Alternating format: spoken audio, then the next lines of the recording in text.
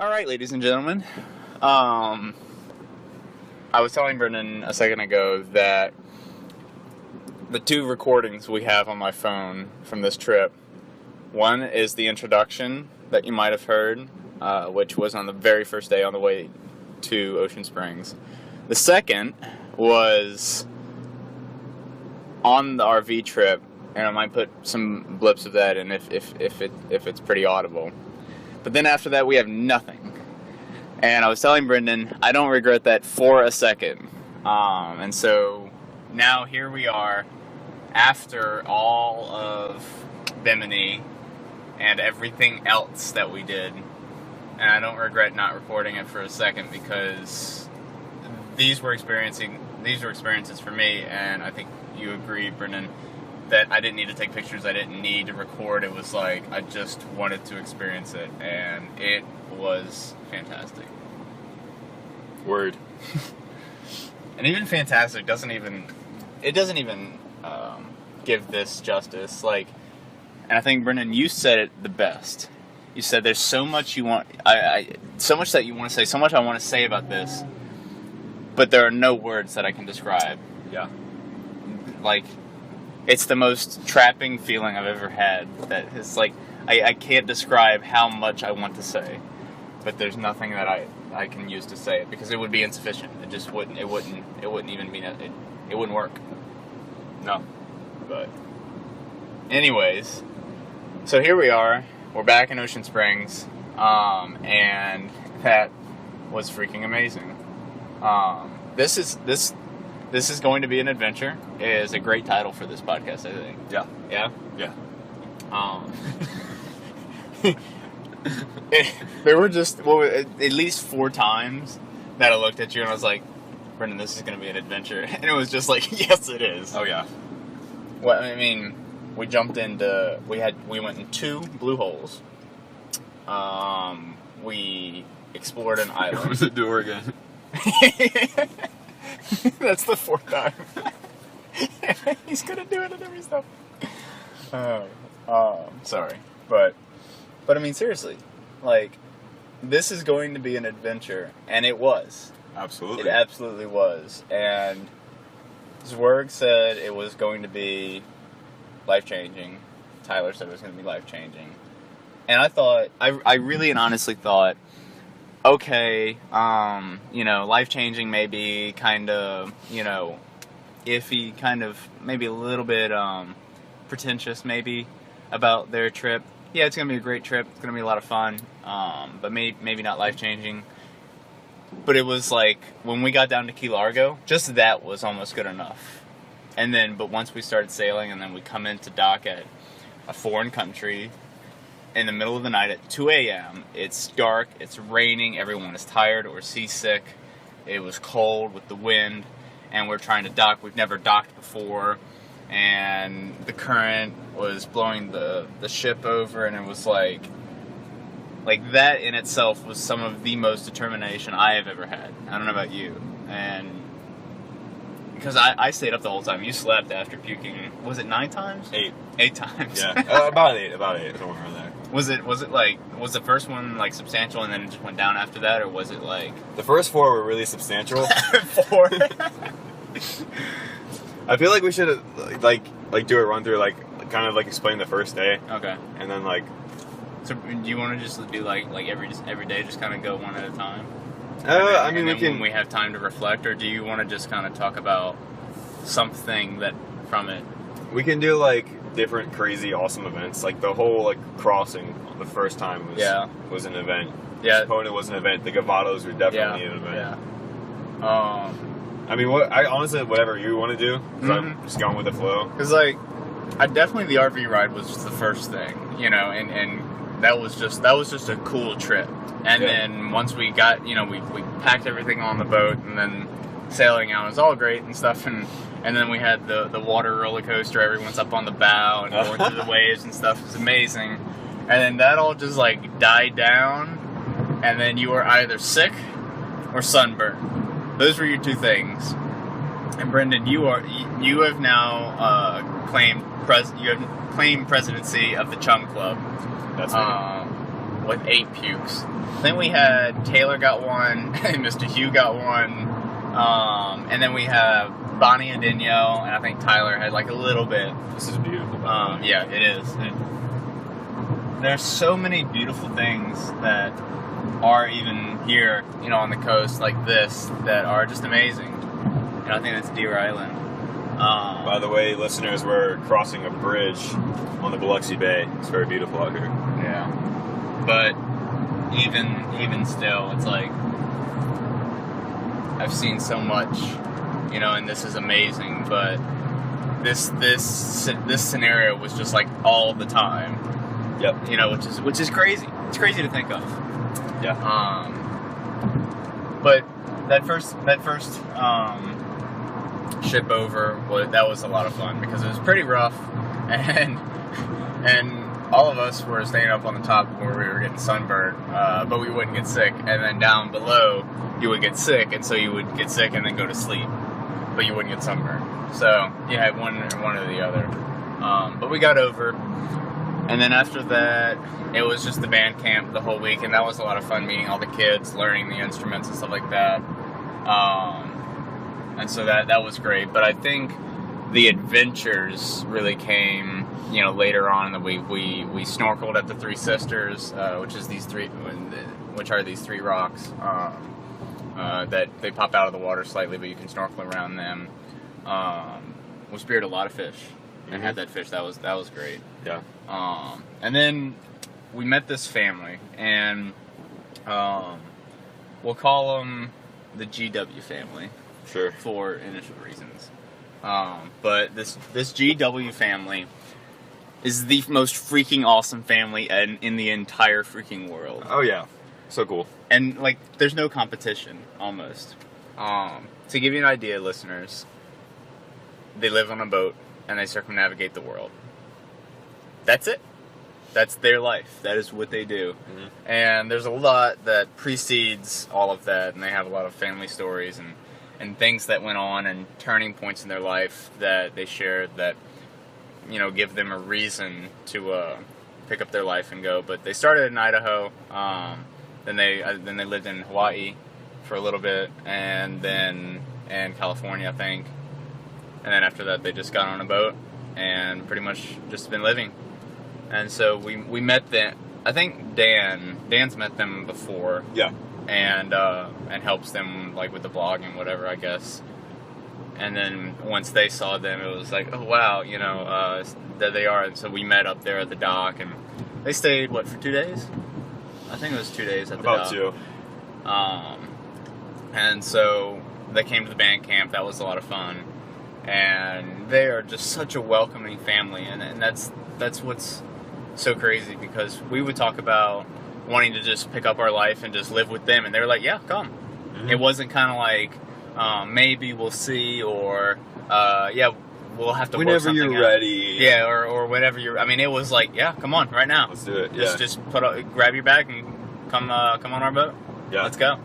I mean, Miss Belinda is the most awesome lady in the entire world. Absolute legend. Absolute legend. Yeah. Like, they should write a book about her or something. All the crazy stuff she's done. Like apparently, most people that can only snorkel in like a tank of gas for an hour, she can do it for 5. Mm-hmm. You're saying scuba? Yeah, scuba. Yeah. I'm sorry. You know, one time a guy stole a purse from her, so she chased him down, tackled him, and took the purse back.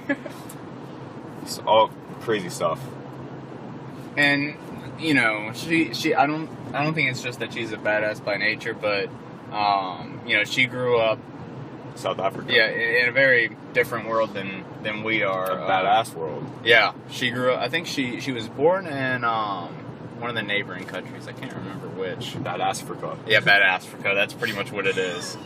But she grew up, and she grew up in a pretty hard time. She talked about how it was a regular occurrence that there would be terrorism and public lynchings and hangings and things like that she saw as a kid, and they had to escape the country. And one of the stories she said is she and her family were going to escape the country, not South Africa, but one of the neighboring ones. And they were gonna meet up with their aunts and uncles and cousins, and they never found them again. And I think she said they heard that they were tortured. One of them, I think, she said they pulled all of his or her fingers off, and then hung them. And one person they made one of the cousins do that to them, and all these horrible things. And then they let the mother go, I think, the aunt, and she said she's never been able to communicate with the aunt. Almost, it's like she's just out of it now, and rightfully so. Watching that and seeing that go down. So things like that, and one of the lynchings she had mentioned was with the apartheid in South Africa and neighboring countries. Well, that's not good. You're good. Just keep going. But the way she had described it was so not nonchalant as if she didn't care, but so nonchalant in the way that it was very, very normal for them to see something like this. And it was I think it was a pregnant black woman hung by her feet with her stomach slit open and her baby on the ground dead. That's terrible. And things like that she grew up. That was normal, and so that, I think, really gave her the kind of attitude of, this is my life, I'm gonna go do what I want with it, and I'm gonna go make it the most freaking awesome it ever can be. Because you have someone like that who parents would say, I don't want my kid growing up like that, so they might be very sheltered, and they never grow up with the desire to be as cool, or as gun-ho, like, we're gonna go for it, and we're gonna risk whatever it takes, because I'd rather die doing something I want to, than to live and die like these people, were. And so, she's amazing. She is one of the coolest moms I've ever met, and her kids are every one of them are cool.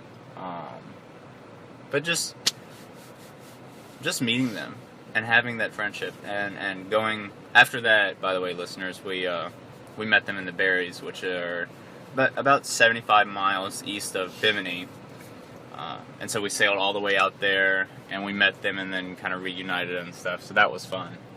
But just all kinds of things, exploring the Berries and exploring the that abandoned hotel military fortress thing that seemed haunted. I mean, just all these little things. And then after that, it comes out and it turns out that it's dark by the time we get back, so we have to take a dinghy out in the pitch black to go try to find our boat. And it turned out the nav lights were on, so there was just this little glimmer of light that we could use to get to it. I mean, just these amazing adventures that were we actually could die. Yeah. There were plenty of times that you could have fallen off the boat and no one would have seen you, or you could have been left behind, or anything. There are a lot of times where you split your foot on a rock or on coral and not be able to go get the medical attention that you need, like Sierra. She slit her foot open. Luckily, her mom was a nurse. Right, and her mom's a nurse, and so she could at least kind of take care of it. But it's not getting the stitches that it needs. It's not getting what you would get here on land. But that's kind of the price you pay. And I think it's almost worth it, because if you've got someone on board at least who can take care of it, in an intermediate stage, before you can actually get somewhere where they might have medical attention. Hey, do what you love. Yeah, I don't think it's worth it. I know it is. Mm-hmm. Because I was listening to this one speech on TEDx Talks. Are you familiar with TED Talks at all? Yep. Yeah, this one lady, she's a proponent of something called vulnerability. She says when she studied some of the people with the happiest lives, they're all really vulnerable, which means that they allow themselves to be open. So even though they're open, they're open to the good things happening and the really bad things happening. And what I noticed about that family is that they're so open. Mm-hmm. they know that bad stuff can happen, but like the only way they're going to experience all that amazingness and all that aliveness is with that risk. And like, it's not worth it to live your life in a cage, you know? Like, I think most people spend their lives living in basically a cage. Like, think about the boxedness. A car is a box. Your room is a box. Your cubicle is a box.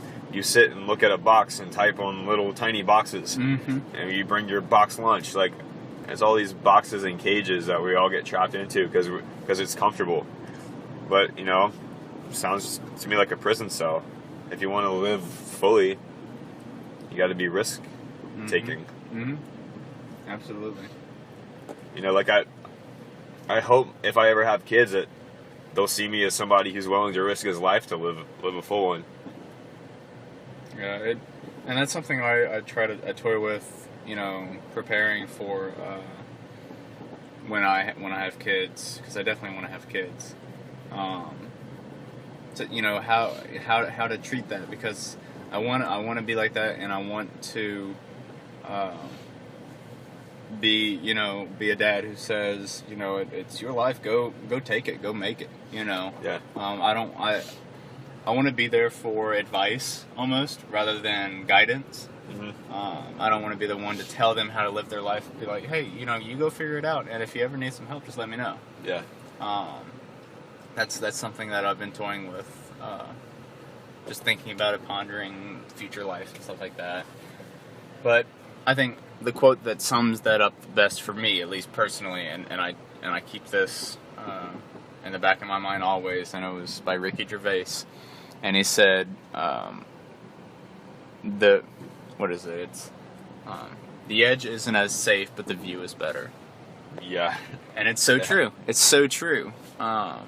If you think about like a cliff, you know, if you stay down below and you don't get up on the cliff, you can look at the cliff and you can see that view, and it's good.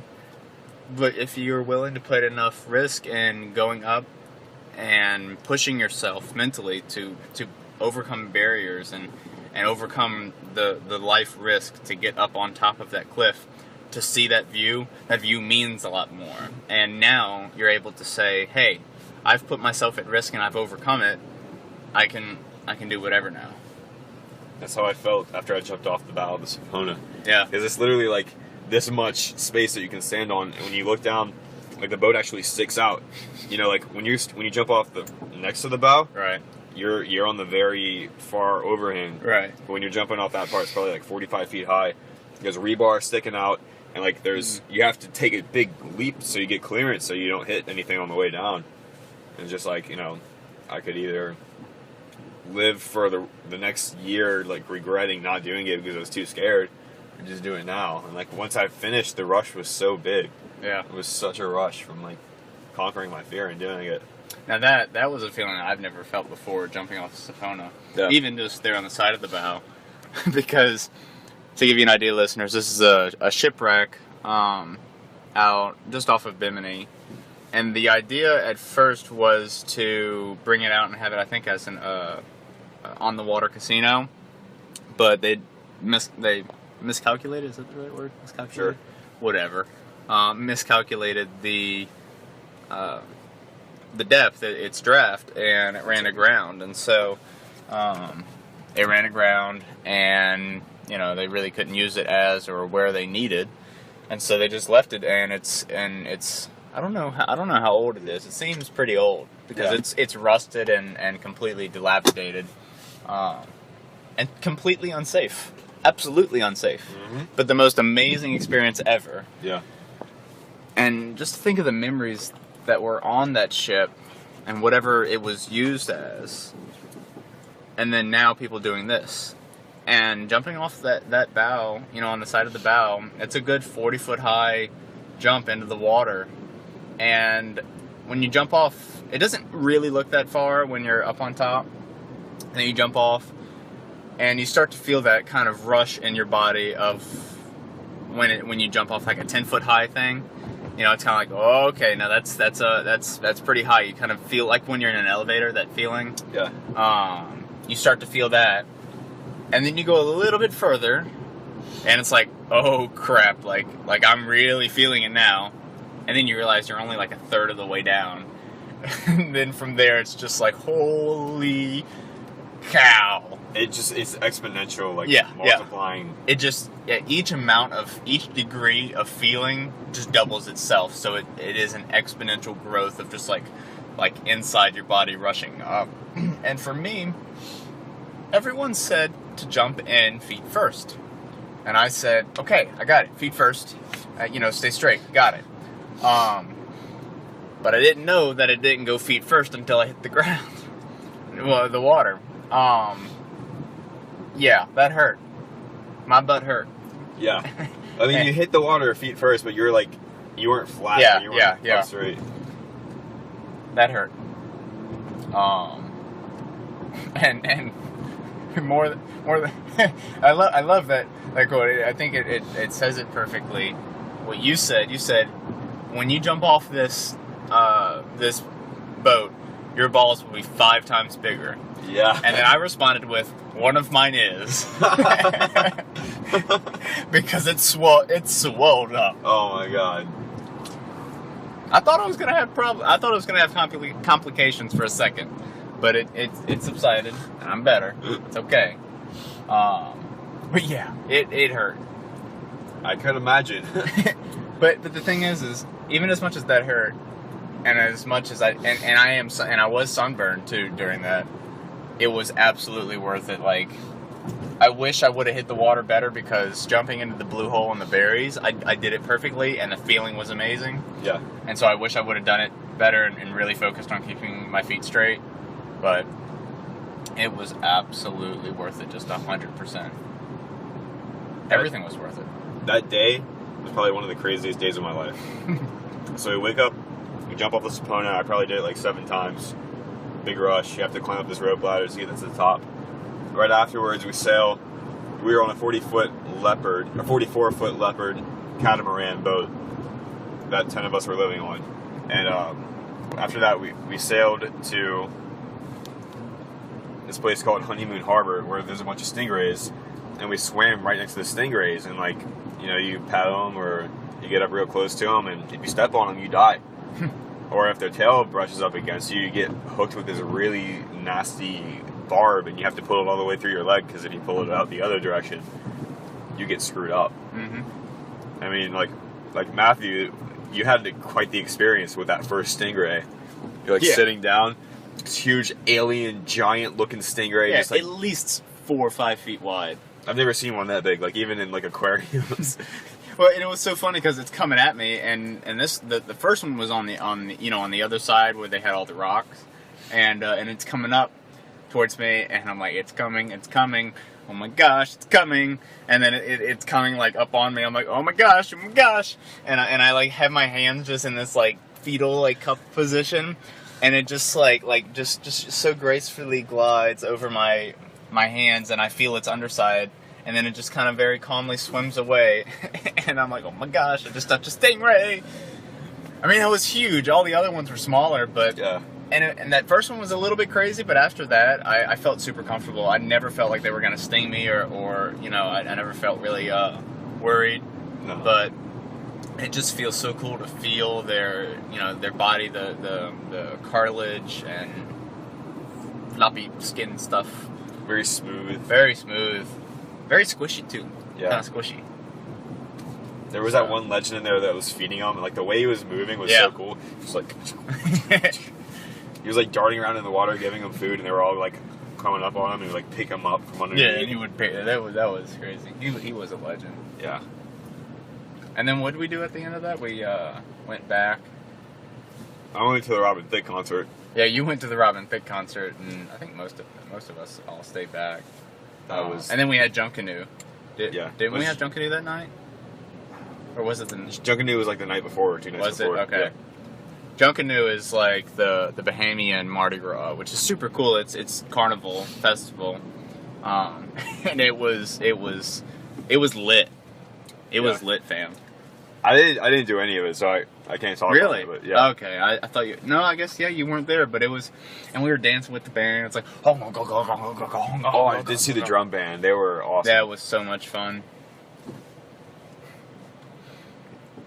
And then y'all got caught out at the Robin Thicke concert and dinging back in the middle of the night, and that was an interesting day. Yes. And then you Agreed. come back, and turns out we're going to the Berries, and then we go, and oh man, it was just wonderful, absolutely wonderful. That, like, the Robin Thicke concert, like, all the stars aligned for that, because Zach and Sam, like, they dinghied to the other side of the island. Right. Like, for the listeners, like, we have, like, this really poor side of the island and this super rich side of the island with, like, all these yachts and giant hotel. There was, like, this grand opening of this resort, and they had Robin Thicke playing for it. So I knew Zach and Sam were going to come back soon, so I was like, all right, I need to go find them, meet up with them, so we can ride the dinghy back once the concert's done, so I can, like, use them for, like, a ride, and we can all go. So I'm like, all right, I need to go quick. I start hitchhiking. First golf cart I hitchhike, they take me across to the other side of the island, and Zach and Sam are, like, walking on the side of the street, and so I jump out, I'm like, hey guys, what's up? They're like, where'd you come from? And then I was like, I'm going to the Robin Thicke concert. You want to come? Like, we were just about to go back. There's a Robin Thicke concert. I'm like, yeah. So, like, they were just about to leave. Like, caught them, like, right on time. We hopped on the shuttle, and everyone in the thing had, like, armbands, but we didn't. But, like, we still got in. We thought, like, we had snuck in, but it turned out we didn't. But anyway, Robin Thicke's pretty huge, but it was, like, a super VIP crazy thing, and, like, only 300 people were at the concert. It was insane. Like 300 people total. That's awesome. Like that's essentially having like our school together for like a mass and just having Robin Thicke. Yeah. That's a pretty cool concert. Or like Lady Gaga coming through our school. Like Yeah. the same Level. That is pretty cool. But I mean, there's just not much to say, you know. I'm just so happy that what happened, you know. It was so close for me to not go, and I'm so glad it did happen. Yeah. And I'm so glad you were there, Tyler, and everyone was there, and it was such an incredible experience, really and honestly life-changing. Speechless. Absolutely speechless. And I just wish I could just stay there on a boat in the Bahamas. I would not have any problem with that. Yeah, you know, like, what problems are there out there? You just, like, I unwound so much. Like, I physically unwound. Yeah. Like, I could feel my body just so loose. And I'm still there. So, because, like, at school, like, every day there's some kind of stressor. Something that's going to make me tense and stressed. 2 weeks of just, like, on the water. You're just rocking with a boat. There's nothing to worry about. Nothing coming in the future I have to worry about. It's just you're there. You're helping other people with the band camp. You're having a good time with these islanders who are all super relaxed. It was great. And for me, it was a little bit different because it was partially kind of overcoming a little bit of some fears. Like for me, almost the whole trip, I felt a little bit tensed up a lot because I made the poor decision to become Lizard Man and get sunburned and shed my first couple layers of skin. That was unreal. That first day of peeling, that was incredible. That was incredible. I've never seen something like that in my life. You were like, you know those biscuits you buy that are really, really flaky? You were just one layer, like you just had one of those layers like across your entire body. That's so true. Oh, it was gross. Man. Oh, it was so gross, but it was just so... That was an experience, but that kind of made me apprehensive about doing anything because I didn't want to affect my sunburn. It hurt. You know, I was tired. I think I got sun poisoning. You know, I was always tired when I first got done with tanning. What I thought was tanning. Now really it's burning. But the whole trip was a little bit tense from that standpoint. So it's like, and I had a lot to learn. I learned a lot on this trip, and so that made it a little bit different for me because it wasn't just me relaxing and whatever. You know, I learned a lot. Yeah. Whereas like at home, you know, I'm learning a lot, and so I can get stressed and stuff. But when I'm when I'm just free and I don't, I know what's happening, what's going on. I don't have to worry about docking or doing anything right or wrong, or knowing the notes to play for the parade or anything like that. I can relax a little bit, but I was just a little bit tense, so I had to relax a little bit. I was a little bit out of my element, because my element is clean, tidy, dressed, well, knowing what I'm talking about, and I didn't have any of that. I couldn't take showers that, just whenever I want. I couldn't do all of my facial and hair products and stuff, just whenever. I didn't have, clothes for every situation, or whatever. I always had salt, sand, or water on me. Yeah. So or sweat. So I was always out of my element a little bit, and so that made me a little bit apprehensive. Whereas for you, Brendon, you were in your freaking element if you've ever had an element. You could tell? Oh, absolutely. You never struggled at all on the Sabona. You never struggled with the stingrays. You never struggled when it came to jumping off the blue hole. I think that really is your element. I agree. You're just not made for this societal world that we set up. No. I don't think you're made for that at all. I felt this sounds so cheesy, but my soul is pulling me just to go on adventures, or climb mountains in the snow, ice climbing, just dangerous, treacherous, just wear on you kind of ordeals. That I want to do that. That's what I want to do. I'm just curious as to you just noticed that I was. I could sense something different. At school, you're always kind of you have two expressions. You have, I'm focused on whatever I'm doing, and I don't hear, I didn't hear what you said, or you're just kind of, you're here, you have your horse blinders on, your horse racing blinders on. You're not that you're super focused on it, but you're just kind of you're just straight ahead, just, robot. Yeah. When you're really stressed or really tired. Or you have, you're I don't want to say panicky, but you're moving everywhere, and you're looking around, I don't know what's going on. You have those two options, and it seemed on this trip it was just you just look like a little frog, just going up the Sabona, and then jump off, just go off, and there was no panicky, there was no worried look, there was no monotone robot look. There was only you doing what you love, in the Sail Away videos that we were watching. Yeah. They had those people, the leaders, the adults. I think their name was Popov or something like that. One was Alexander, and one was Dragan. His name was Dragan.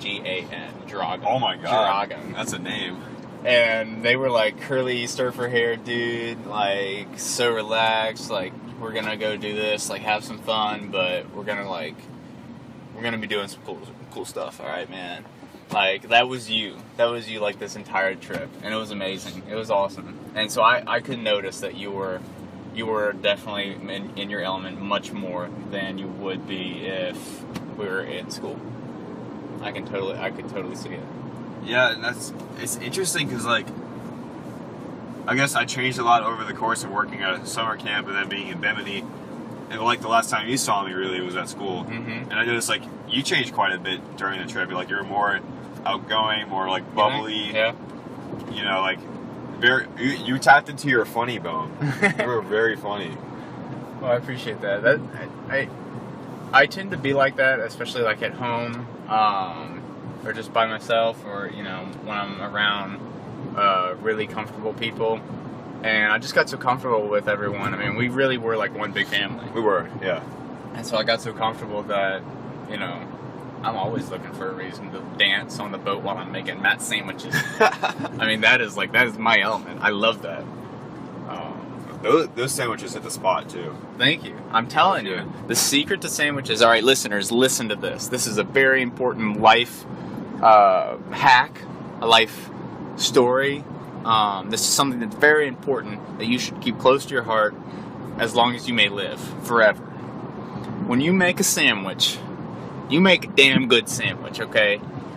We're talking 7, 8, 10, 20 slices of meat, alright? It ain't gonna do no, like, 2 slices of meat with, like, a layer of, like, you know, maybe 3 or 4 little pieces of shredded lettuce and, like, a slice of cheese and then 2 pieces of bread. No, we're talking 3 pieces of bread, mayo on 2 of them, put whatever mustard, ketchup, whatever you want on it, relish, whatever you want. But the mandatory thing about sandwiches is you've got your 3 layers of bread, okay, and so you've got that middle layer.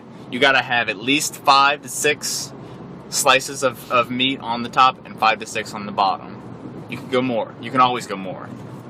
But it should be one of those that, you know, like those big hamburgers that you can't fit into your mouth? Yeah. That's how sandwiches should be. I'm very passionate about that.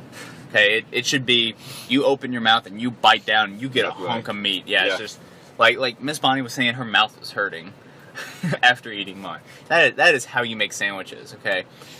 For all the sandwich enthusiasts out there, you contact me. I will get in touch with you. We can make sandwiches, and we can start from the ground up and revolutionize sandwich making, because sandwiches were not made to be a snack. They are a filler. It is a meal. I'm having sandwich and chips, and if you have sandwich and like 5 chips, you're gonna be full after my sandwich. I'm telling you.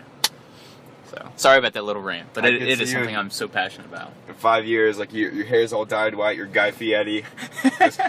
Hey, bada bing, bada boom. This sandwich, it's so good.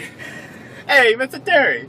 Mr. Terry. I go over to Mr. Terry and be like, oh, Mr. Terry, we gotta give him 5, 6, 7 slices of ham, alright? No, we're talking 6, 7 slices on both sides. We're talking like a total of 12, 14, 15, 20. We can go 20 slices of ham, alright? We gotta pump this ham out, guys. What would Hulk do? Yeah, Hulk, you just gonna lay around today and you know, not help us? That's why it's going slow today. You used to be somebody, Hulk. Come on, Hulk. Our listeners have no idea what's going on. Just go with it. Just go with it. Just go with it. Appreciate that. Just keep listening.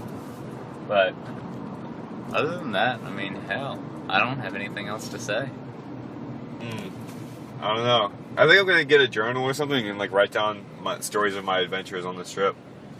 That would be really cool. Like start like an adventures journal. Yeah, I want to remember this stuff. Yeah. Like the first day for me, like that crossing was so intense because the first hour we had like 10-foot swells and we were all riding on the bow of the cat. So like you're flying up and like landing down really fast and the water's splashing you everywhere. It's like being on the Tower of Terror. I'm just saying this so it's like documenting this. It's like the journal. So we were doing that. It was like being on the Tower of Terror for an hour, and I kept getting really nauseous. And I was like, "Oh God, I want to keep doing this, but I'm going to throw up." And so I remember in religion class in junior year, we had that one dude, Stu Main. He was talking about if you do this, does it stop your gag reflex because of his? Do you remember that? I don't remember that. No. Well, he wanted to know for a particular reason. Anyway, so I remember. I'll tell you about it later. But so I was like, you know, is this gonna happen? So I do this. Just we like the boat's flying in the air, and I just like streams of throw up come out my mouth. It's everywhere. And I'm like, everyone was like, oh God, oh no, Brendon. I'm like, I'm sorry, I'm so sorry. And so I'm like, hold on, guys, one more. And just, and I'm like, wait, I feel another one coming. Boom. And then like, all right, last one. And I throw up. All 4 substantial throws. That was the all on the bow? Ones. Yeah, all on the bow. Wow. In like 5 minutes. So like, I wipe it all off my face. I just apologized profusely because I was so embarrassed. Like I got like chunks of goldfish everywhere. And so I moved to chunks of goldfish. It was terrible. Oh, that's funny. Continue. So like I moved to the back, like on the very side of the back of the boat, and I was just like, I was just sitting there holding onto the rails, while the boat was pitching and rocking like crazy, and it was so nauseous. And then like I threw up my intestines or something. It was like this red orangish color. This is the second time on this podcast we've been talking about my throw up. Yeah, but I threw up like 4 times that time. You're gonna like start relating throw up with amazing experiences. Yes. So every time you throw up, you're like, oh, that was amazing. Yep. That's what's gonna happen. So or like, it could work out the other way. Sorry to interrupt, but to where every time you have an amazing experience from here on, now you just throw up. Like it's just a cause. Like, oh, I'm feeling it coming. Oh, this was a good experience. I like proposed to my girlfriend. Will you marry me? Yes. Have my first kid. He's beautiful.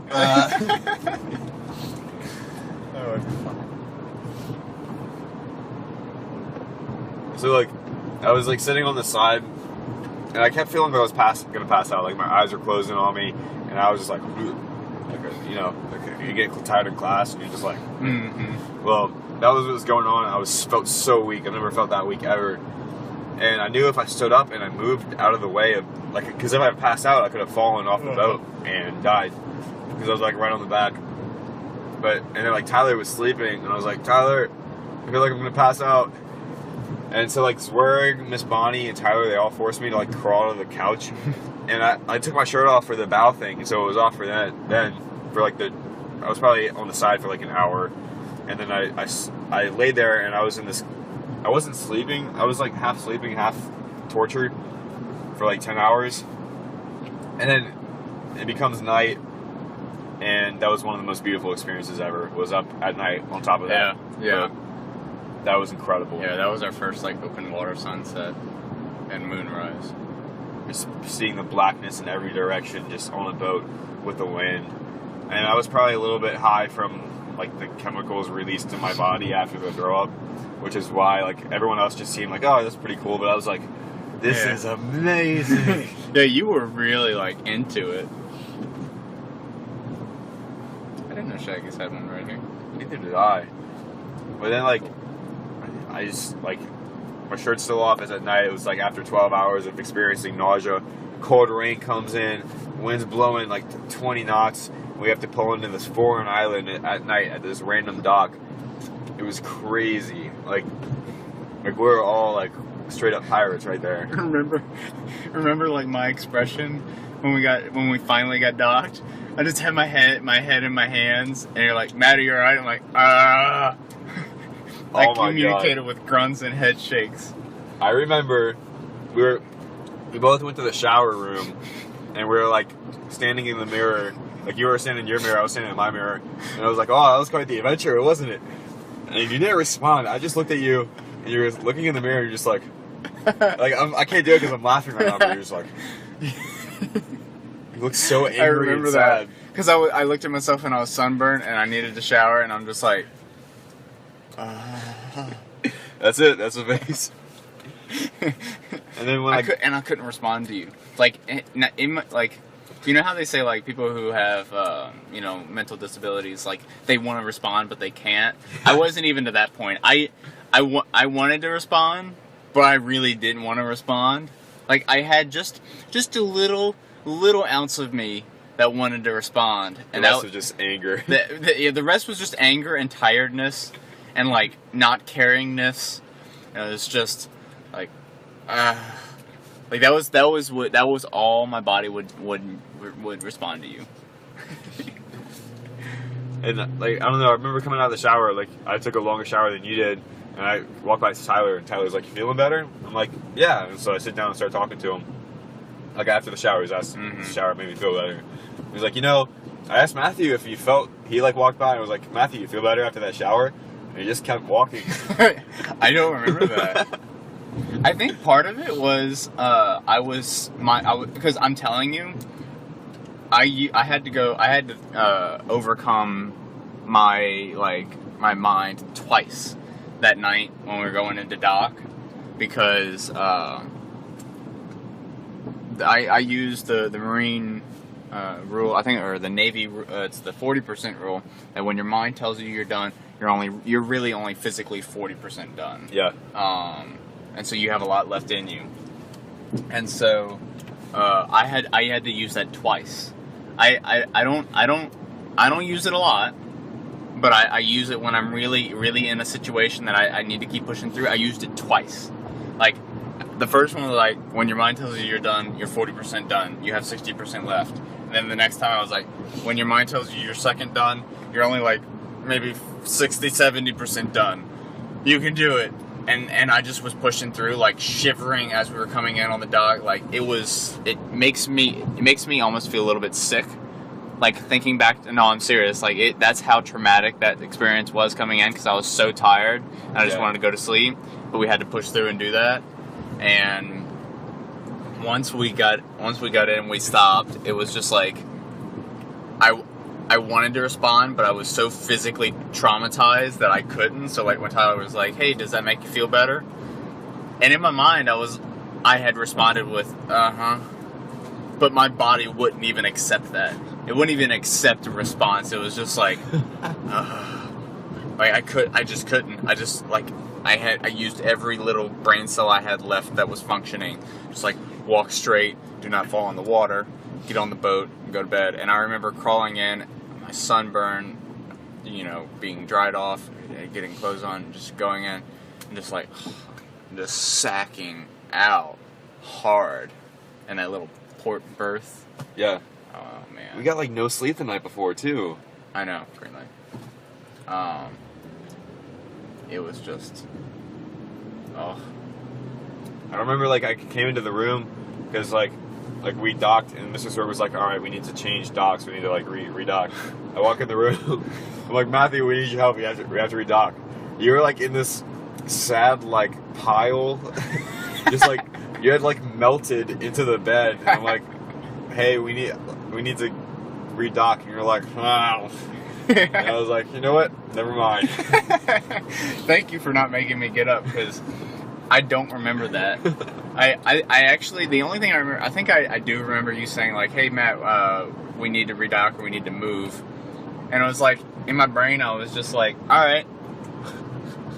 But I didn't want to take any action. I was just like, all right. Thanks for that information.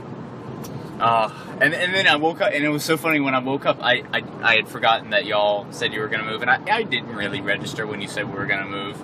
I got up, and I go to get off port side on the back, and I looked, and I was like, wow, that dock's really far away, because you know how they had that little bit of room between us and the next dock over? Yeah. I was like, wow, that's really far away.